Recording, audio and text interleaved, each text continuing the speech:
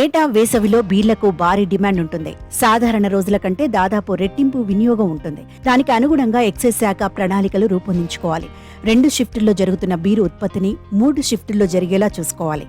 ఇందుకోసం బ్యావరేజెస్లకు అనుమతులు ఇవ్వాలి. కానీ ఈ ఏడాది ఎక్సైజ్ శాఖ ఇదేమీ చేయలేదు.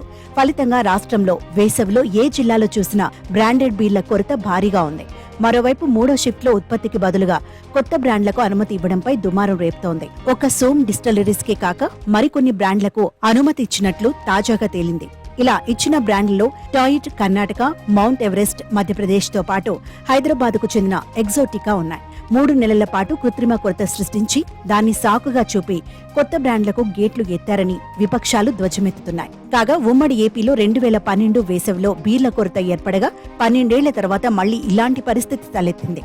అసలు వేసవి తొలి నుంచే కొరత తీవ్రంగా ఉంది. వాస్తవానికి ఈ సమయంలో ఆల్కహాల్ శాతం తక్కువగా ఉండే కింగ్ ఫిషర్, ఇతర బ్రాండ్ల లైట్ బీర్లు ఎక్కువగా అమ్ముడవుతాయి.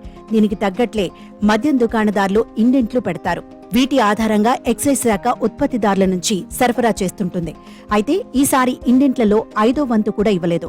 మరోవైపు వచ్చిన కొద్దిపాటి సరుకును దుకాణదారులు బెల్ట్ షాపులకు తరలిస్తున్నారన్న ఆరోపణలు వస్తున్నాయి. మద్యం దుకాణాల్లో 150 రూపాయల నుంచి 160 రూపాయలకి విక్రయించాల్సిన వాటిని బెల్ట్ షాపుల్లో 200కు పైగా 200 రూపాయల ధరకు పైగా విక్రయిస్తున్నారు. దీనిని నియంత్రించాల్సిన ఎక్సైజ్ ఉన్నతాధికారులు పట్టనట్టు వ్యవహరిస్తున్నారన్న విమర్శలు వెల్లువెత్తుతున్నాయి. ఎక్సైజ్ శాఖ రాష్ట్ర ఖజానాకు ఎక్కువ ఆదాయాన్ని అందిస్తుంది. మిగతా నెలలతో పోలిస్తే జనవరి నుంచి మే వరకు 5 నెలల్లో ఈ శాఖకు ఆదాయం అధికంగా వస్తుంది. ఆఫ్ సీజన్లో రాష్ట్ర వ్యాప్తంగా రోజుకు 1.10 నుంచి 1.20 లక్షల బ్రాండెడ్ బీర్లు అమ్ముడవుతుంటాయి. వేసవిలో ఇది 2.40 లక్షలకు చేరుతుంది. కానీ ఈసారి వేసవికి సంబంధించి అధికారుల ప్రణాళికల్లేమీ స్పష్టమవుతోంది. రాష్ట్రంలో ప్రముఖ బ్రాండ్లకు సంబంధించి 6 ఉత్పత్తి సంస్థలున్నాయి. 8 గంటలకు ఒక షిఫ్ట్ చొప్పున బీర్ల ఉత్పత్తి జరుగుతుంది. వర్షాకాలం, చలికాలంలో రోజుకు ఒక షిఫ్ట్ చొప్పున, వేసవి ప్రారంభమైతే 2, డిమాండ్ను బట్టి 3వ షిఫ్టుకు అనుమతివ్వాలి. కొన్నేళ్లుగా ఇలానే చేస్తున్నారు. దీంతో బీర్ల తయారీ నిరంతరంగా సాగుతుంది. ఈసారి ఎక్సైజ్ శాఖ 2 షిఫ్టులకే అనుమతి ఇవ్వడంతో డిమాండ్ సరఫరా మధ్య వ్యత్యాసం పెరిగింది.